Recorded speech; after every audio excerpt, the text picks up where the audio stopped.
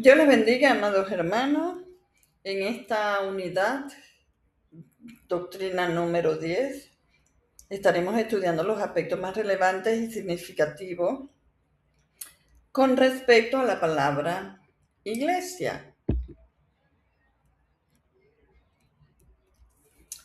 Dentro de la naturaleza de la iglesia, debemos primeramente definir qué es la iglesia. La palabra iglesia viene de la transliteración del vocablo griego que describe a todo el cuerpo de creyente cristiano con el propósito de hacer discípulos, servir, adorar a Dios. En el Nuevo Testamento es usado para que todo el cuerpo cristiano, por todo el cuerpo cristiano de la ciudad para la época. Sin embargo, la palabra iglesia en español es un vocablo griego que se traduce en eclesia, la cual se usaba para describir una asamblea pública citada por un heraldo. Dentro de la Septuagesima, vale decir que era la antigua traducción del Antiguo Testamento al griego, el vocablo fue usado para referirse a una asamblea o una congregación, especialmente cuando se reunían delante del Señor con los fines religiosos. En el Nuevo Testamento, la palabra iglesia se usaba para mencionar todo el cuerpo cristiano de la ciudad, una congregación, todo el cuerpo creyente de la tierra. A la luz de lo antes señalado, podemos ver que se hace énfasis de la iglesia no al templo o edificio donde se reúnen los creyentes, sino más bien en el grupo de personas. Entonces podemos definir que la iglesia es una compañía de personas llamadas del mundo, apartadas de él, para que profesen y prometen la lealtad a nuestro Señor Jesucristo. Dentro de los vocablos que describen a los integrantes de la iglesia encontramos hermanos.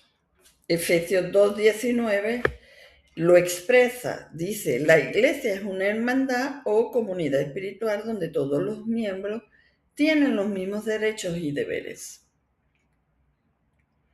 Todos formamos parte de la familia de Dios, tal como lo expresa Efesios 2:19. En esta familia se han eliminado todas las diferencias, ya no existen ni judíos, ni griegos, ni siervos, ni hombres, sino que somos uno en Cristo. El hecho de que todos seamos hermanos indica que todos tenemos un Padre en común y ese Padre es nuestro Dios. Número 2, creyente.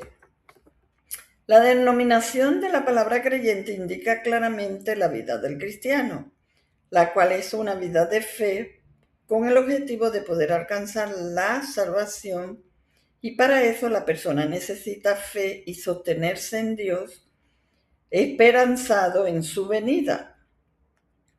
La fe es entonces un elemento inseparable de la vida cristiana. Sin ella, nadie puede agradar a Dios. Por ello, los seguidores de Cristo necesitan fe para seguirlo.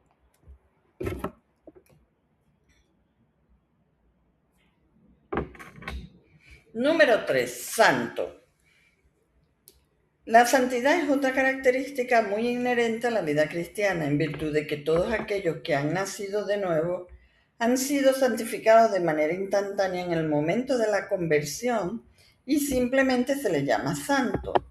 Además del continuo esfuerzo del cristiano a alcanzar un nivel de vida moral y ética excelente. De allí que se espera que la iglesia sea santa y tenga una vida limpia y sin mancha. Podemos ver a través de la declaración de Jesús acerca de la iglesia, al llamarla la luz del mundo y sal de la tierra, dando a entender que él quería que la iglesia alcanzara y conociera su voluntad final, sin mancha y sin arruga. escogidos.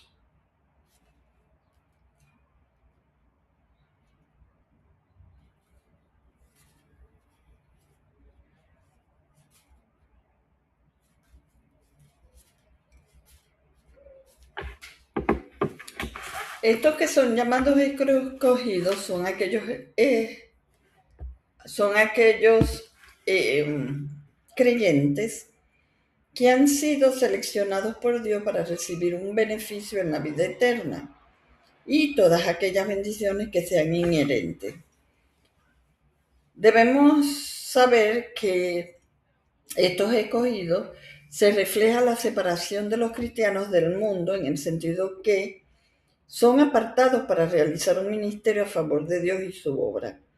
De esta forma podemos decir que los cristianos son diferentes a las demás personas en cuanto a su destino eterno, sus intereses y su estilo de vida. Podemos confrontarlo en Romanos 8:33, Colosenses 3:12, 2 Timoteo 2:10 y Tito 1:1.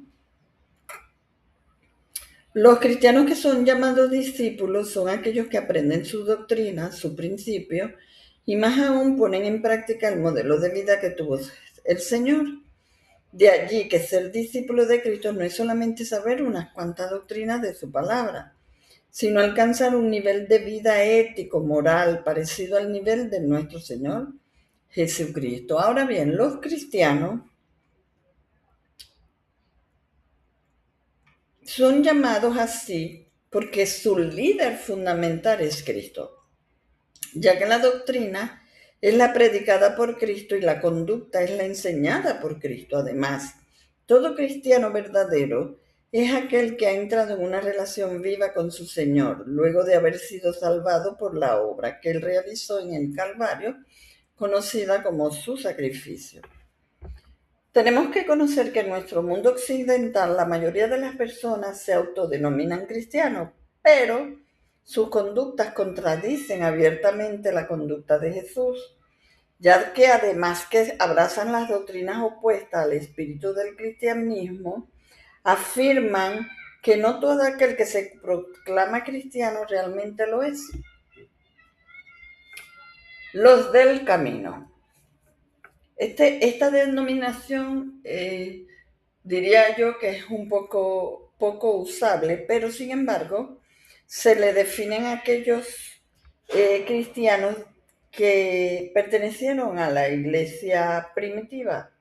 La razón era para identificarlo con los que le practicaban el estilo de vida desarrollado por el Señor Jesucristo. Así el camino representaba una manera de vivir y de comportarse que se diferenciaba en el comportamiento normal de la época. Podemos estudiar y entender que dentro de la naturaleza de la iglesia también hay algunas virtudes que encontramos dentro de la palabra de Dios, a saber, acerca de la figura del cuerpo de la esposa y del templo.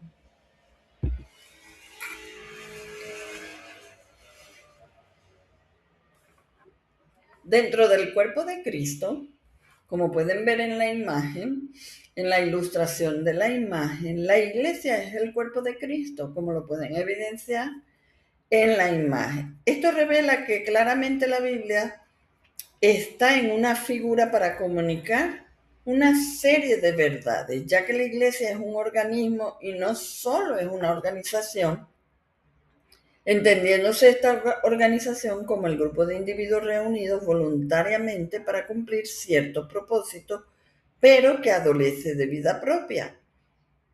Sin embargo, la iglesia es un organismo en el sentido que no solo un grupo de personas, sino que también es un grupo que posee vida y que las relaciones son vitales. La iglesia depende de Cristo, ya que Él es la cabeza y por lo tanto de Él tomamos nuestra vida como iglesia.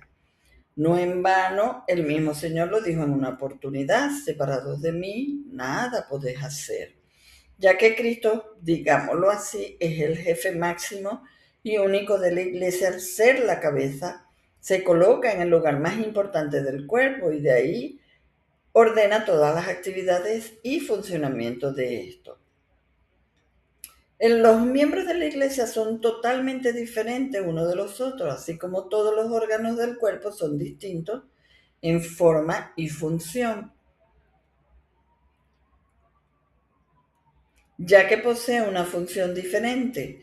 De la misma forma, Dios ha dado un don diferente a cada miembro de la iglesia. Nosotros tenemos que entender como el cuerpo de la iglesia que ciertamente la cabeza es Cristo y nosotros conformamos ese cuerpo de Cristo, el cual está dotado y capacitado de talentos, habilidades y dones que se deben de cumplir bajo la voluntad de Dios, ejerciendo cada uno funciones diferentes. Ahora, ¿qué entendemos por el templo de Dios? Es una figura en la que en el Antiguo Testamento se encontraba la presencia de Dios. Ejemplo de ellos tenemos el tabernáculo como un lugar santísimo. Posteriormente a esto, el lugar de adoración se convirtió luego en el Templo de Jerusalén, que era el recinto sagrado en la que se manifestaba la presencia de Dios. El escenario cambia en el Nuevo Testamento porque se hace énfasis a la adoración al conjunto de personas que adoran, que alaban, que cantan. Y por esta razón se le revela a través del apóstol Pedro que los creyentes somos piedras vivas que estamos siendo edificados como templos espirituales, siendo la misma idea la que expresó Pablo cuando dice que somos templos de Dios, y lo podemos confrontar en Primera de Pedro 2:5. Entre la comparación de la iglesia como un templo podemos extraer las siguientes enseñanzas. Primero, la iglesia es santa. Así como el templo es un lugar consagrado y santo, el carácter sacerdotal de la iglesia es un templo en la que existe un sacerdote que intercede ante Dios por los pecadores y en la que los creyentes ofrecen oraciones y rogativas a Dios en favor de los hombres. Está formada por adoradores y consagrado para la adoración, en donde la presencia de Dios está reposando en la iglesia de la misma forma que residía en el tabernáculo y en el templo de Dios. El otro término que comúnmente hemos escuchado y se usa es la esposa del Cordero, porque la imagen de una esposa en el Antiguo Testamento se hacía para referirse de manera metafórica a Israel y se denominaba la iglesia como la novia o la esposa del Cordero. Esta ilustración se centra en la hermosa y perfecta comunión de Cristo con su iglesia, así como la relación matrimonial es la más profunda de todas las relaciones. Inclusive hace como un carácter de vitalicia esta relación, siendo esta forma en la que Jesús con su iglesia siempre lo será.